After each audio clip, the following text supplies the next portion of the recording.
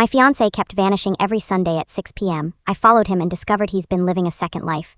So picture this, you think you know someone, like, you really think you know them, you've been with them for 3 years. You're engaged, you share a bed, a Netflix password, and a future, and then one day, you realize you don't know them at all. This is the story of how I followed my fiancé and discovered he was living a second life. And no, it's not what you think. My name is Sarah, I'm 28 years old, I live in a small town in Ohio, and 6 months ago, I almost threw away the best thing that ever happened to me. It started with a receipt. A crumpled up piece of paper I found in the washing machine. It was from a hardware store, $472 for lumber, paint, and something called restoration varnish. I stared at it for a solid minute. My fiancé Marcus doesn't do home improvement. He can barely change a light bulb without calling his dad for moral support. So I asked him about it, casually, over dinner, and he froze just for a second, but I saw it. That micro-expression, that split-second panic before the mask slid back on.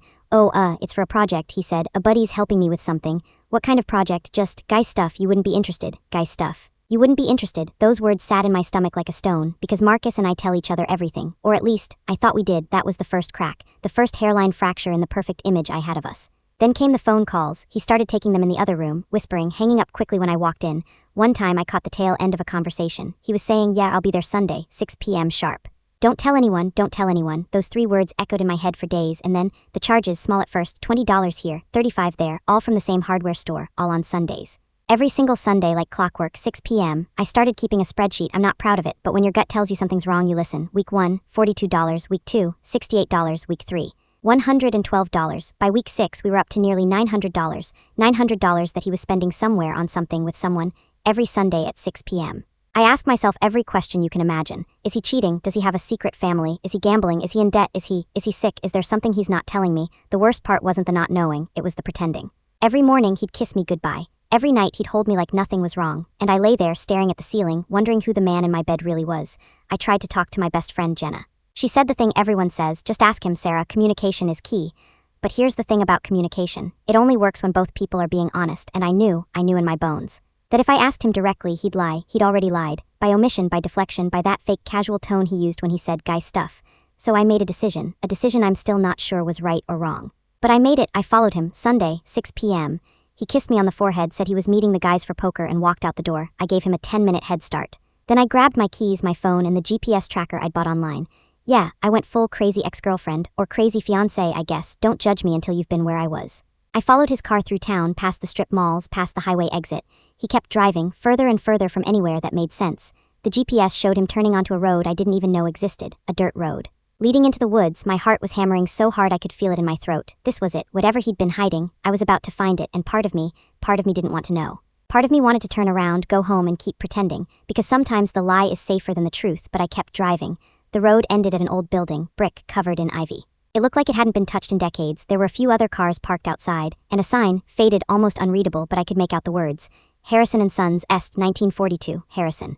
My grandfather's name, my late grandfather, the man who raised me after my parents died, the man who taught me how to use a hammer before I could write my own name, the man whose workshop burned down 15 years ago. Or so I thought. I parked behind a tree, I could see the door, and then, I saw Marcus walk inside with a woman I didn't recognize, young, maybe early 20s. She was smiling at him, laughing, and he was smiling back. That easy, open smile he used to give me before all the secrets started. I felt like I'd been punched in the chest, like all the air had been sucked out of the world. This was it, the moment everything fell apart. I sat there gripping the steering wheel, telling myself to breathe, just breathe, in, out, don't pass out, don't scream, don't do anything stupid, but I'm human, and humans do stupid things when they're hurt. I got out of the car. I walked to the door and I pushed it open. The first thing I noticed was the smell, sawdust, paint, something else, something familiar, something that smelled like childhood, like safety, like my grandfather's flannel shirt.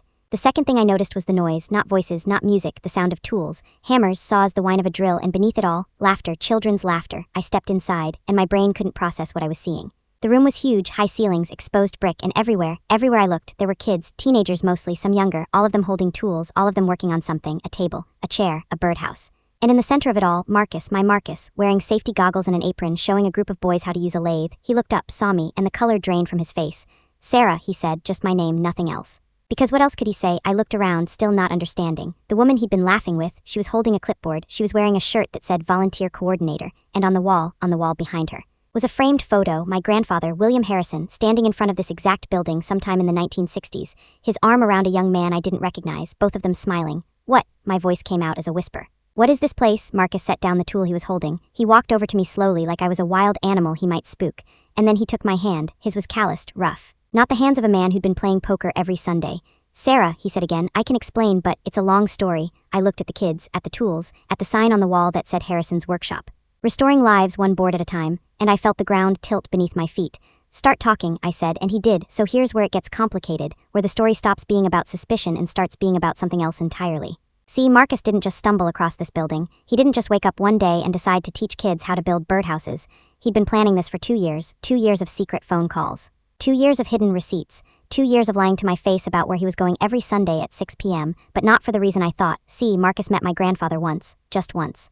At our engagement party 3 years ago, my grandfather was already sick by then, cancer. He didn't have long, but he pulled Marcus aside and they talked for almost an hour. I never knew what about. I asked Marcus afterward and he just smiled and said, guy stuff, those words again. What I didn't know, what I couldn't have known, was that my grandfather had told Marcus about this place, this workshop. The one he'd built with his own father in 1942, the one that had been the center of our family for 3 generations, the place where my dad learned to build his first bookshelf, where I learned to sand wood until it felt like silk, where my grandfather had taught hundreds of kids over the decades, kids who had nowhere else to go, kids who needed to learn that they could create something with their own 2 hands. The workshop didn't burn down, that's what my family told me because it was easier than explaining. The truth was, my grandfather lost it. In the 2000s when the economy crashed, he couldn't keep up with the taxes. He tried everything. Loans, fundraisers, begging the city for help, but in the end he had to sell it to a developer who promised to turn it into condos. That developer went bankrupt. The building sat empty for 15 years, forgotten, rotting. My grandfather died 2 years after losing it, and I thought the story ended there. But Marcus found the building, tracked down the owner, bought it for a price he still won't tell me, and then he spent 2 years.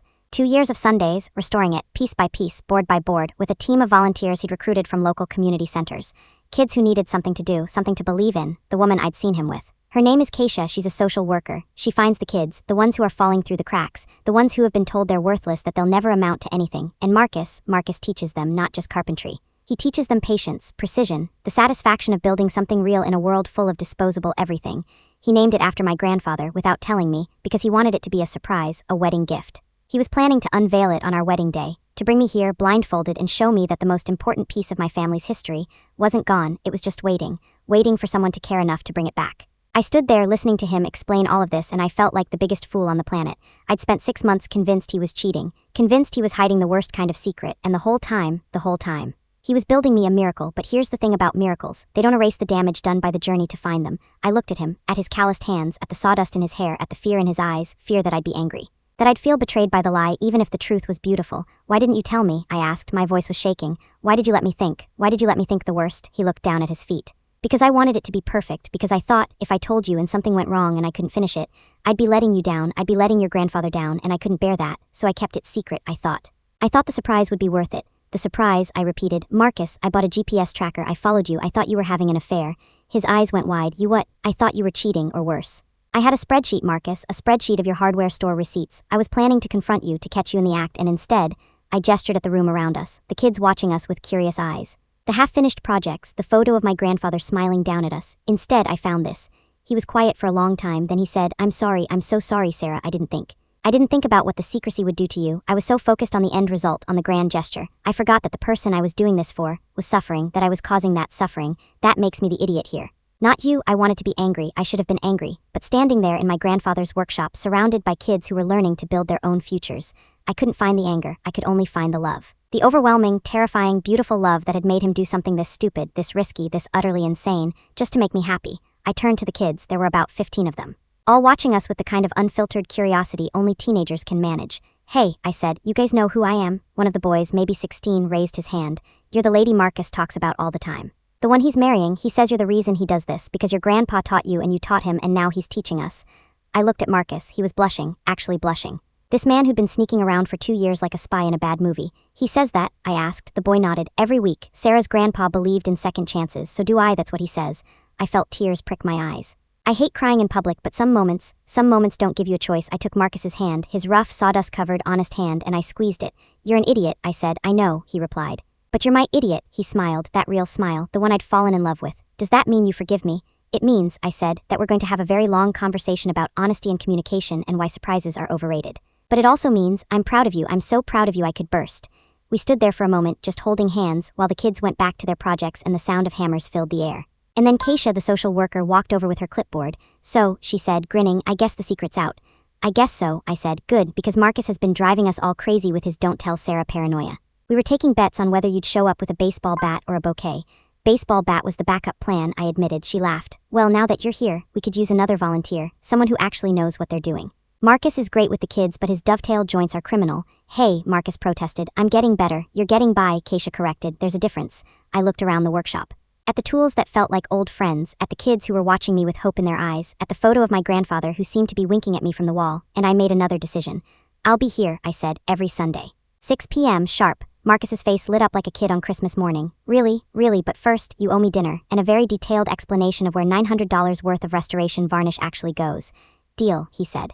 We walked out together, hand in hand, into the fading light, and as we got in the car, I looked back at the building. Harrison's workshop, restoring lives one board at a time. I thought about my grandfather, about the legacy he'd built. About how close I'd come to destroying the best thing in my life because I let fear write the story before I knew the ending. And I thought about trust, real trust, the kind that doesn't need spreadsheets or GPS trackers. The kind that says, I don't know what you're doing, but I believe in who you are. I'm still working on that part, we both are, but we're building it, one Sunday at a time. So here's the moral of the story, and I want you to really sit with this one. We live in a world that trains us to expect the worst, to assume that secrets mean betrayal, that silence means lies. That if someone isn't telling us everything, they must be hiding something terrible. And sometimes that's true. I'm not naive. People hurt each other every day, but sometimes the secret isn't a weapon, it's a gift.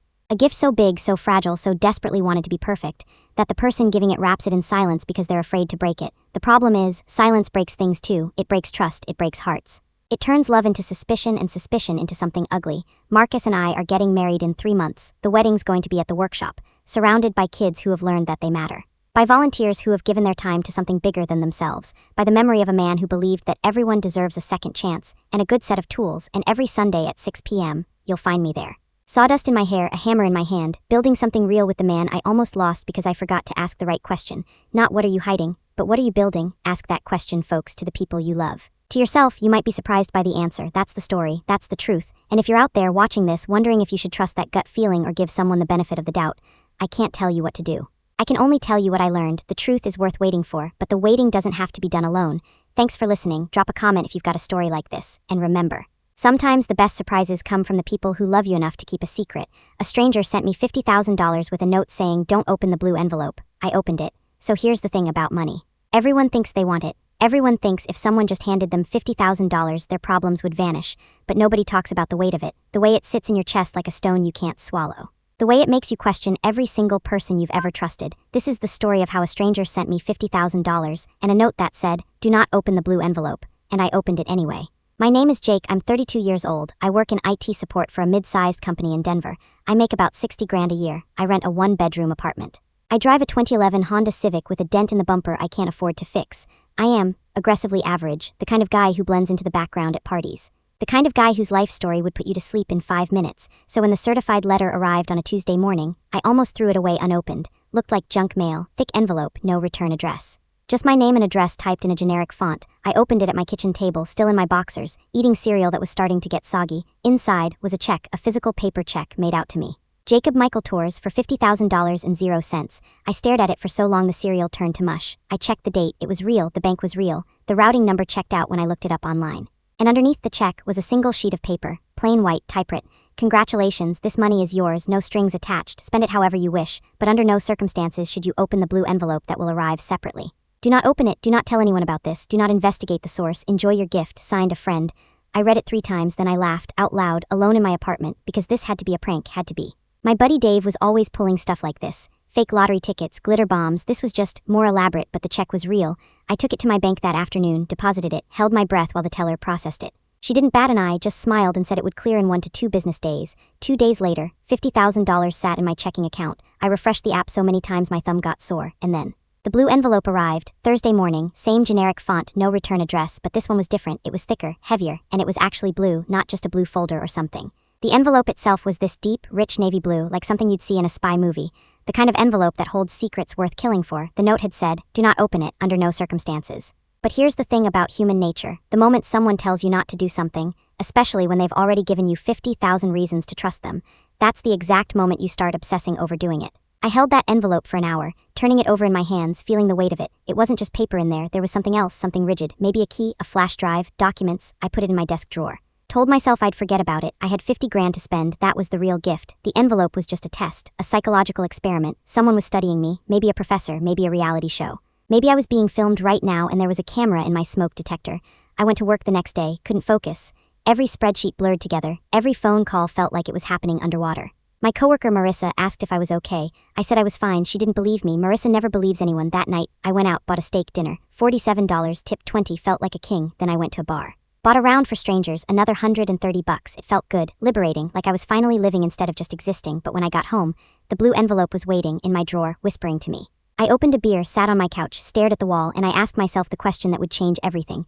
What if the $50,000 was the distraction? What if the real gift, the real secret, was inside that envelope? What if opening it was the actual test? What if do not open was reverse psychology? What if the person who sent this wanted me to be curious, wanted me to be brave enough to break a rule? Or what if it was a trap? What if opening it voided everything? What if there was a legal clause, a poison pill? What if the 50 grand would be clawed back the moment I broke the seal? I didn't sleep that night. At 3 a.m., I was still holding the envelope.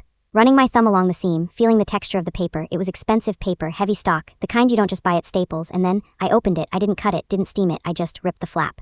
Like tearing off a band-aid, my hands were shaking so bad I almost dropped what was inside. It was a contract, thick, legal-sized paper, multiple pages, stapled in the corner, and on top of the contract was a photograph. A black and white photo of a man I didn't recognize, older, maybe 70, wearing a suit that looked like it was from the 1960s, standing in front of a building I didn't know. He had my eyes, same shape. Same slight droop at the corners, but I'd never seen him before in my life. I flipped the photo over, written on the back in faded blue ink, "Your great-uncle Silas, 1967. Great-uncle? I didn't have a great-uncle. My dad was an only child. His parents died before I was born. My mom's side was a mystery. She never talked about her family, said they were complicated. I assumed that meant poor or embarrassing or both. I set the photo aside. Picked up the contract and started reading. It was a trust document, a living trust, established in 1985 by one Silas Harrison Torres, the man in the photo, my supposed great-uncle. The trust held assets totaling $2 million, $2 million, not 50,000, $2 million, and the terms were bizarre. The trust was set up as what the document called a character assessment vehicle. Silas had been eccentric. That's the word the lawyer used in the cover letter, eccentric. He believed that wealth corrupted, that handing money to someone who hadn't proven themselves was a recipe for disaster, so he created a test, a multi-stage test. Distributed across decades. Stage 1, the $50,000, given without explanation, given with a single rule: do not open the blue envelope. If the recipient opened the envelope, they passed stage 1. Because Silas believed that blind obedience was just as dangerous as blind greed, he wanted heirs who questioned authority, who thought for themselves, who took calculated risks if the recipient didn't open the envelope. They would receive another $50,000 in 6 months, and another, indefinitely, a slow drip of money designed to create dependency, to test whether they'd eventually break, whether curiosity would win. But if they opened the envelope within the first month, they unlocked stage 2. I had opened it on day 3. Stage 2 was the $2 million, but not immediately. The contract stated that the full estate would be released in quarterly installments over 10 years, $200,000 every 3 months, starting 30 days after the envelope was opened. But there was a catch, a massive catch. To receive each installment, I had to complete a task, a character-building challenge. Silas had designed 20 of them, one for each quarter. They ranged from the mundane to the genuinely terrifying. Quarter 1. Donate $10,000 to a charity of my choice, but not just write a check. I had to volunteer there. 20 hours minimum, documented, photographed, proven. Quarter 2, learn a new language to conversational fluency. Tested by a certified examiner. Quarter 3, travel to a country I'd never been to, alone, no tour, no resorts, live with locals for at least 2 weeks. And it got weirder. Quarter 4. Publicly forgive someone who had wronged me, document the conversation, record it if possible. Quarter 5, teach a skill I possessed to someone who couldn't afford to learn it, free of charge for 6 months. The list went on. Some were physical, run a marathon. Some were emotional, write letters to 5 people explaining what they meant to me. Some were financial, invest $50,000 and show a return. Some were creative, paint a self-portrait. Publish a short story. And the final challenge, quarter 20, was the kicker, the one that made me put the contract down and walk around my apartment in circles for an hour.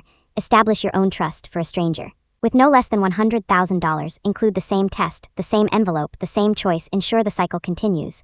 Silas wanted to create a chain. A legacy of people who proved they could handle money without losing themselves, who could follow rules but also break them when it mattered, who understood that wealth wasn't the point, but what you did with it was. I sat on my kitchen floor, contract in my lap, photo of a man I'd never met staring up at me, and I laughed, not the laugh of a man who'd won the lottery, the laugh of a man who'd just realized his entire understanding of his family. Of himself was built on lies. My mom, my sweet, quiet, complicated mom, she'd gotten this same envelope 30 years ago. She'd told me she won a small settlement from a car accident. That's how she paid for my college. That's how she bought our house. But now I wondered, had she passed Silas's test? Had she completed the challenges? Or had she failed? Had she opened the envelope and then walked away? Too scared, too proud, too broken, I called her. At 4 a.m, she answered on the 3rd ring, voice thick with sleep. Jake, what's wrong? Mom, who was Silas Torres? The silence on the other end lasted so long I thought she'd hung up, or fainted, or died. Then, a sigh. The kind of sigh that carries 30 years of weight. Where did you hear that name? He sent me money, Mom, $50,000 and a contract for $2 million with challenges, tasks. He said he's my great-uncle, he said. He said you knew. Another silence, then, crying soft at first, then building. My mom, the woman who never cried, not at funerals, not at weddings, not when my dad left, crying like a child. I failed, she whispered. I failed him, Jake. I got the money. The 50,000. I was 23, broke, scared, and I got the note. Do not open the blue envelope. And I didn't. I was so good, so obedient. I waited and waited. 6 months later, another 50,000 came, and I thought, this is it. This is my life. Easy money, no questions. But then I met your father, got pregnant with you, and I got scared. Scared that if I opened the envelope, I'd lose everything. Scared that Silas would take the money back, so I never opened it. I kept collecting the checks for 5 years, $250,000, and then they stopped. The letter said I'd reached the limit, that I'd proven I could follow rules, but not that I could think for myself, that I'd chosen safety over growth, dependency over independence. The trust was closed to me. The 2 million, gone. I never even knew what was in the envelope, what I missed, what I failed. I closed my eyes, felt tears on my own cheeks. My mom, my tough, private, complicated mom, had been carrying this for 3 decades. A ghost of a choice she'd made, a door she'd never opened. Mom, I'm sorry, I didn't know. Don't be sorry, she said, her voice steadier now, resigned. Be better. Open the envelope, Jake, whatever's in there, whatever he wants from you. Do it, don't be me, don't let fear write your story. I looked at the contract, at the list of challenges, at the photo of Silas, my great uncle, the eccentric millionaire who'd been dead for 20 years but was still reaching through time to test his bloodline. I already opened it, Mom, day 3, she laughed, a real laugh, wet and broken and beautiful. Of course you did, you always were too curious for your own good. Is that bad? No, baby, that's exactly what he wanted.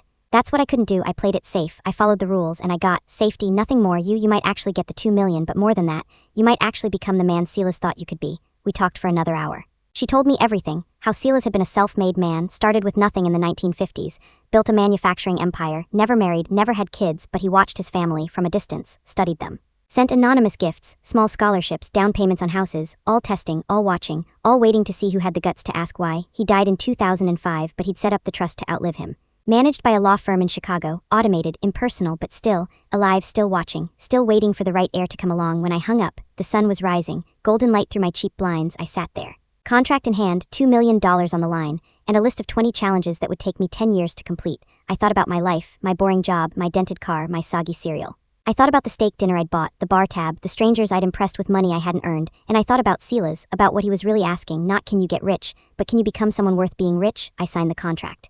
Scanned it, emailed it to the law firm, and then I started. Q1, 10,000 to charity, 20 hours of volunteering. I chose a food bank, not glamorous, not Instagram-worthy, just real. I showed up every Saturday. Sorted cans, made boxes, talked to people who had nothing, and slowly, the $50,000 stopped feeling like a lottery win. It started feeling like a responsibility. I finished the 20 hours. Sent the documentation, got my first installment, $200,000 direct deposited, no fanfare, just a line item in my account. Q2, learned Spanish. I downloaded an app, hired a tutor, practiced every night. For 3 months it was hard, embarrassing, I sounded like a toddler, but by month 3, I could hold a conversation, barely, but enough to pass the exam.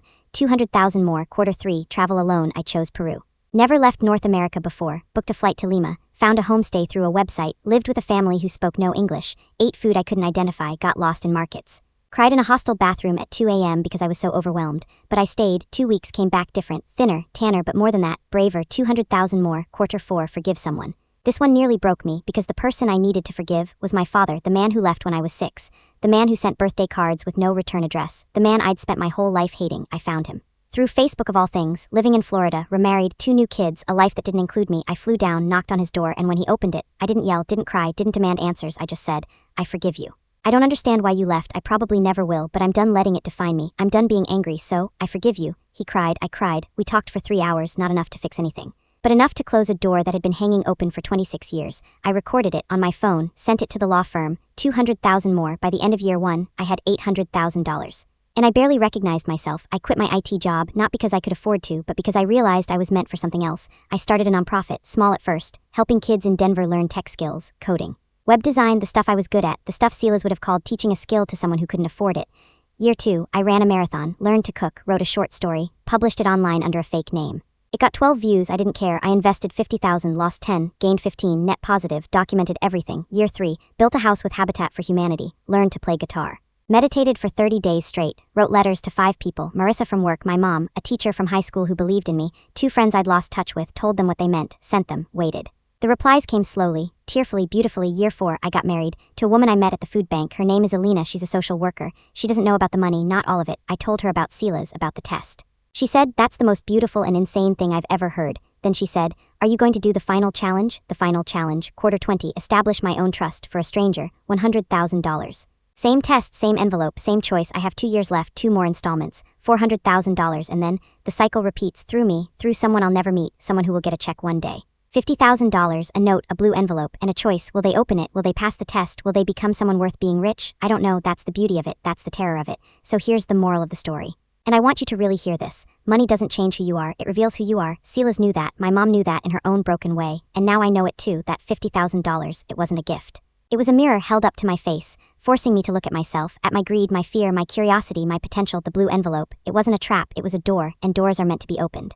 Even when someone tells you not to, especially then, because the people who change the world, the people who build legacies, they're not the ones who follow every rule. They're the ones who ask why the rule exists, who take the risk, who open the envelope, who face whatever's inside, and grow from it. I'm still growing. I'll be growing until the day I die, but I'm not the same man who opened that blue envelope 3 years ago. I'm not the same man who ate soggy cereal in his boxers and thought 50 grand was the end of his story.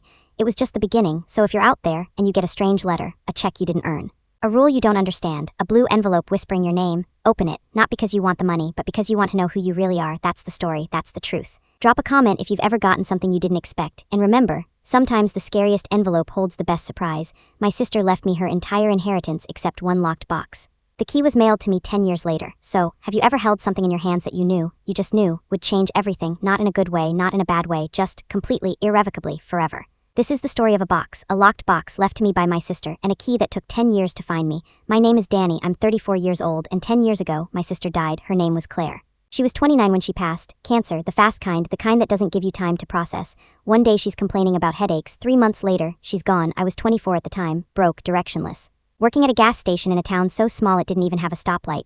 Claire was the successful one, the smart one. She'd moved to Chicago, built a career in real estate, made good money, had an apartment with a view, the whole deal. When she got sick, I didn't even know how to help. I visited when I could, drove the 4 hours every weekend, sat by her bed, held her hand, watched her waste away, and on her last day, she pulled me close. Whispered something I'll never forget. The box, Danny, don't forget the box. I didn't know what she meant. I thought she was delirious, the morphine talking, but after the funeral, her lawyer called me, said I needed to come to Chicago. There was a will and something I needed to see. I drove up, met the lawyer in a fancy downtown office. Glass walls, leather chairs, the kind of place that made me feel like I was wearing the wrong clothes, which I was. He slid a document across the desk. The will. Claire had left me everything. Her savings, her investments, her apartment. It totaled about $400,000, more money than I'd ever seen, more than I'd ever dreamed of. But then, the lawyer opened a closet and pulled out a box. It was wooden. Old, maybe 12 inches by 12 inches, brass hinges and a lock, a real lock, not a cheap combination thing, an actual keyhole. The kind that needs a physical key. She left instructions, the lawyer said. This box goes to you, but the key will come later when you're ready. When I'm ready, I asked. What does that mean? He shrugged. Those were her exact words. When he's ready, she didn't elaborate, she just said, wait, the key will find him. I took the box home, set it on my kitchen table, stared at it for hours, shook it. It was heavy, something solid inside, not loose, not rattling. Something fixed, something deliberate. I tried to pick the lock, failed, tried to pry it open with a screwdriver, failed, even thought about smashing it with a hammer, but something stopped me. Something about the way Claire had looked at me when she said the box. Something in her eyes that said, trust me, wait. So I waited. I used the inheritance to get my life together, went back to school, got a degree in business. Moved to a better apartment, started a small online store selling vintage furniture.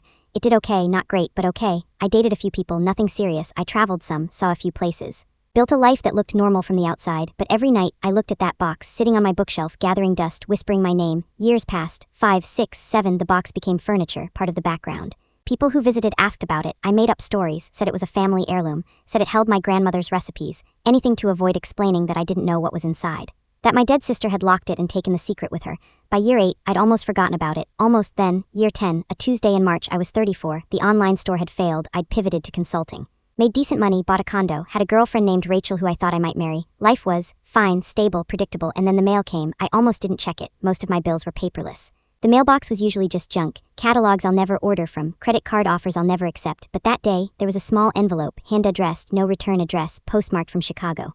I opened it at my kitchen counter, standing over the sink, still in my work clothes, tie loosened, shoes off. Inside was a key, an antique brass key, heavy, intricate, the kind you'd see in an old movie. The kind that opens a treasure chest or a secret door, and with it, a single note, written in handwriting I recognized instantly, Claire's handwriting, but shakier, older, like she'd written it years ago and saved it.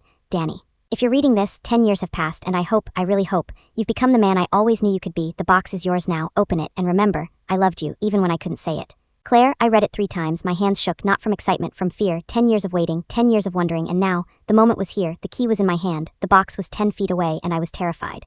Because here's the thing about waiting, the longer you wait for something, the more you build it up in your mind, the more impossible it becomes. I had spent a decade imagining what was inside. Cash, jewels, a letter, evidence of a crime, a confession. A map to buried treasure. Every possibility had crossed my mind at 3 a.m, every wild theory, every dark suspicion, and now, I had to know, but I also didn't want to know, because what if it was nothing? What if Claire had played a cruel joke? What if it was empty, or worse, what if it held something that destroyed the life I'd built? I sat with that key for an hour, just holding it, feeling its weight, its temperature, its texture, and then I stood up, walked to the bookshelf, picked up the box, set it on the table, inserted the key. It turned smoothly, like it had been waiting, like the lock had been oiled just yesterday, not 10 years ago. I lifted the lid. Inside was a single envelope, manila, legal-sized, and beneath it, a smaller box, velvet-lined. I opened the envelope first. It was a deed, a property deed, dated 10 years ago, the day before Claire died, made out to me. Daniel Thomas Reeves for a parcel of land in rural Illinois, a town I'd never heard of, population 342. I stared at it, confused. What was this? Why would Claire buy me land in the middle of nowhere? 10 years ago, and why lock it away? Why the 10-year wait? I picked up the smaller box, velvet, hinged, opened it. Inside was a letter typed from a law firm, dated last week. Dear Mr. Reeves, we represent the estate of your sister, Claire Reeves. Per her instructions, this letter is to be delivered to you upon receipt of the key to her personal effects box. We regret to inform you that Claire passed away 10 years ago. However, her foresight in purchasing property on your behalf has proven extraordinarily fortunate. I kept reading, heart pounding. The parcel of land described in the enclosed deed was purchased by Claire in 2015 for approximately $12,000. It was undeveloped farmland, remote, without road access. Claire instructed us to hold the deed in trust until 10 years had passed, at which point she believed the value would speak for itself. We write to inform you that in January of this year, the land was rezoned for commercial development. A major highway expansion project was approved. The land now sits at the intersection of 2 major routes. Current market value, as assessed by independent appraisers, is approximately $2.4 million. I stopped reading, set the letter down, looked at the deed, looked at the key, looked at the box. $2.4 million, $2,400,000. For 12 acres of dirt that Claire bought with her last few months of life, for a piece of land I'd never seen, never walked, never even known existed. I called the lawyer, the one who'd sent the letter, a woman named Patricia.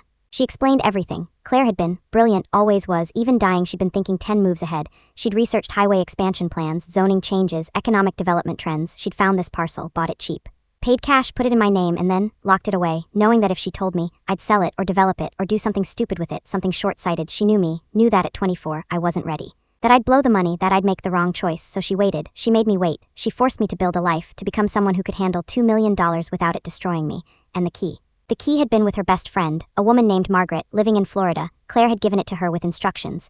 When Danny turns 34, when he's been on his own for 10 years. When he's proven he can stand on his own 2 feet, send it. If he's not ready by then, he never will be. Margaret had sent it right on time because Claire had planned everything, every detail, every contingency. Even the handwriting on the note, she'd written dozens of them, dated them, stored them.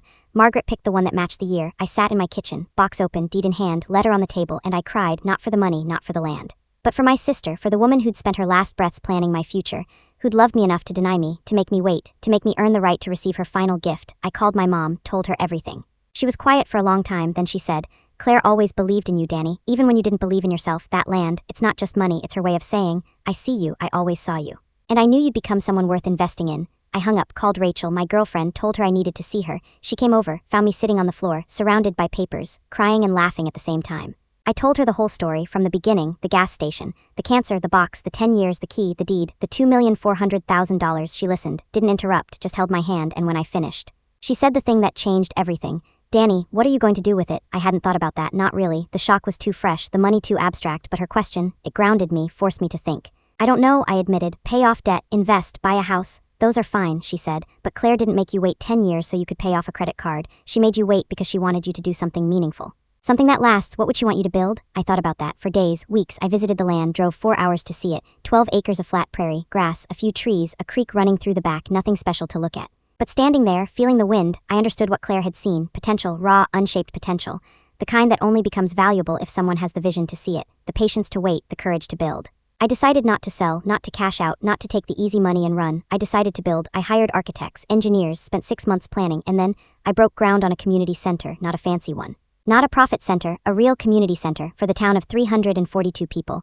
A place for kids to go after school, for seniors to gather, for families to hold events. For the community that had been there long before Claire bought the land, I named it after her, the Claire Reeves Community Center, funded entirely by the sale of 2 acres of the land. The other 10, I kept, for future projects, for scholarships. For whatever the town needed next. The center opened last spring. I was there for the ribbon cutting, standing in front of a building that hadn't existed a year before, surrounded by people who'd become my neighbors, my friends, my community. And on the wall, in the lobby, there's a display case. Inside, the box, the key, the deed, the letter, and a photo of Claire, smiling, alive, 29 years old, the sister who saw my future before I did. Who loved me enough to make me wait. So here's the moral of the story, and I want you to really sit with this one. We live in a world of instant gratification, of Amazon Prime and same-day delivery and TikTok dopamine hits. We want everything now, answers, money, success, closure, and when we don't get it, we rage, we blame, we feel cheated. But sometimes, the wait is the gift. Sometimes the locked box isn't withholding something from you, it's giving you time. Time to grow, time to become someone worthy of what's inside, time to build the character that can handle the blessing without being destroyed by it. Claire knew I wasn't ready at 24. She knew I'd sell the land for quick cash. Blow it on cars and parties and nonsense. She knew I needed 10 years of struggle, of failure, of building something from nothing, of becoming someone who understood that money is just a tool. And tools are only as good as the hands that wield them. If she'd given me that deed on her deathbed, I'd have sold it within a year. Guaranteed I'd be broke again, bitter, blaming the world. Instead, I'm here, building something that outlives me. Something that carries her name, something that says, thank you for waiting, for trusting, for loving me enough to say not yet. So if you're out there and you're waiting for something, a promotion, a relationship, a breakthrough, a sign, and it feels like the universe is holding out on you, maybe it's not, maybe the universe is being your Claire, maybe the delay is the design, maybe the locked box is protecting you from yourself. Trust the wait. Build while you wait, become someone worth the key. Hey there, this is the creator of the video and thank you for watching. Please subscribe and make sure to like the video. And once again, this is not an AI slope.